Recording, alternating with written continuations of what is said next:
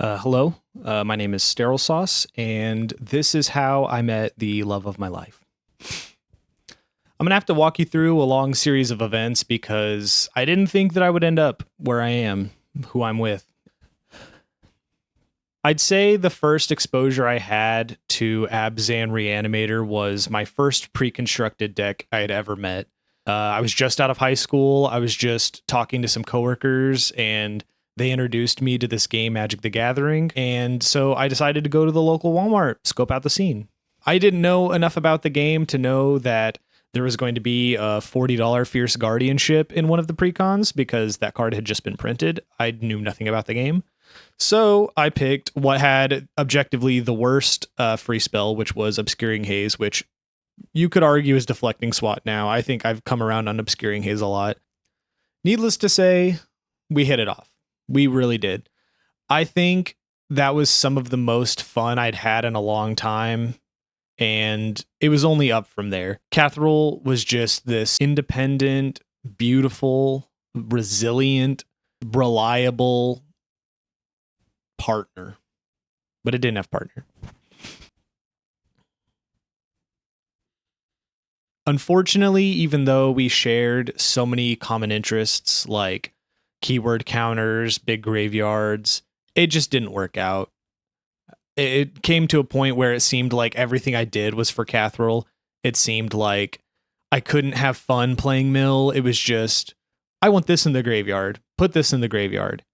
And I think there was like 4 creatures that Catherall only ever wanted in the graveyard. Everything else didn't matter. Anything else I could put in the deck didn't matter. Didn't matter what I wanted to do.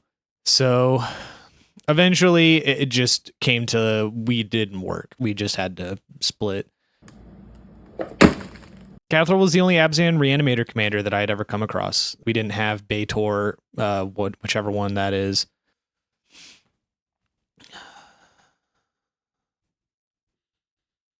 It really left me feeling like I had done something so amazing that everything else would just be trying to get that back, and it wouldn't be that because it wasn't.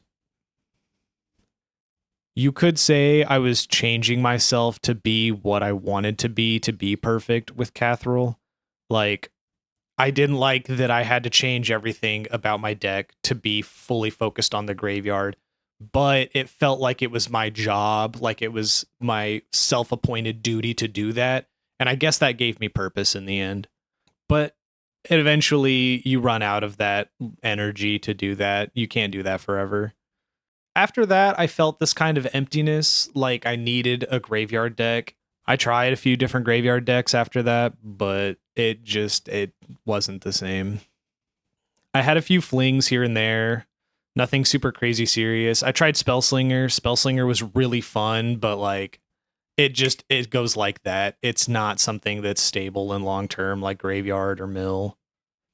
But one fateful day, and I thank God for this day. I don't think I could. I don't think I would be here doing this interview if it wasn't for this fateful day. I don't know if y'all are familiar with Baitor Ancestor's Voice, but I was walking around in LGS outside of my local area, first time I'd been there, and it was like, I would say the room parted, but it seemed like the room just stopped existing. It seemed like I was in the presence of this card, seeing it for the first time. It seemed like the saving grace of what I'd been looking for, because I'd always needed Abzan back. Anytime I've tried to get even close, it just never worked. I even tried Jund a little bit. I'm a little ashamed to say Jund fucked me up. It made me think I hated Graveyard. It gave me terrible trust issues. But Baitor, Abzan, Reanimator, the possibilities seemed endless. Lose life, reanimate things. That's what Abzan's all about. Gain life back, easy. Baitor seemed like everything I needed out of Catherall that I wasn't getting. It was stable, it was consistent, it wasn't picky, but it knew what it wanted, which I needed. I needed that kind of stability in Reanimator. So I built Baitor. I tried it out. I thought, Abzan Commander, here we come.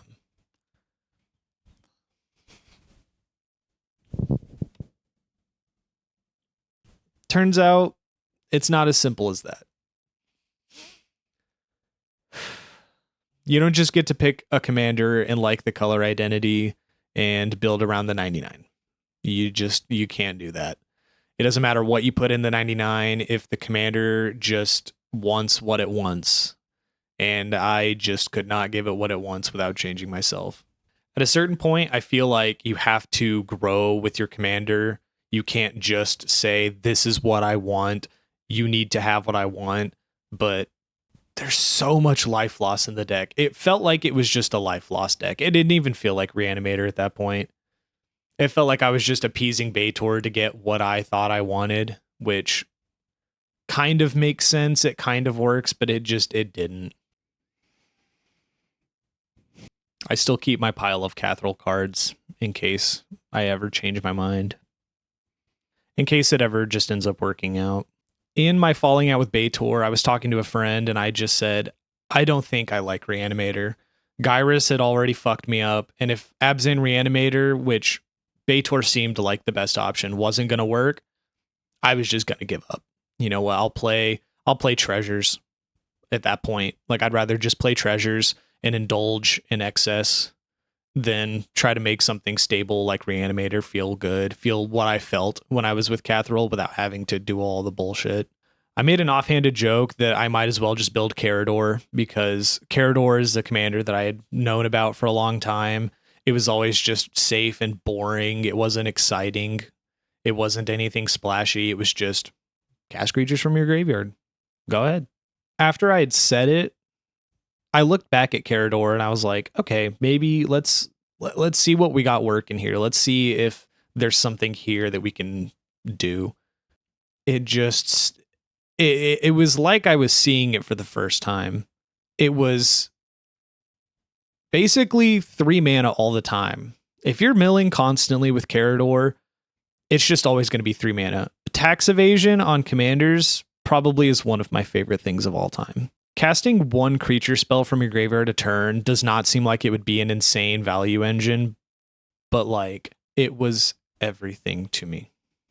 Everything clicked after that. Everything made sense. I felt like I had purpose. When I built my deck, I knew what cards I wanted to put in. I found synergies. I found reanimation packages. Casting from your graveyard, you can play evoke cards. You can evoke things from your graveyard. Do you know how stupid that is? Just milling Shriekmaw once, no one can keep a non-black creature. It's just that's off the table.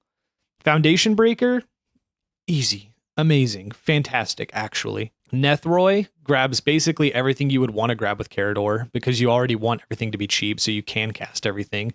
There's like maybe 6 reanimates in the deck because Carador just does so much of the heavy lifting. You reanimate something like Sun Titan or Revelark with Carador, that gets you your other value pieces, like little Russian nesting dolls of value.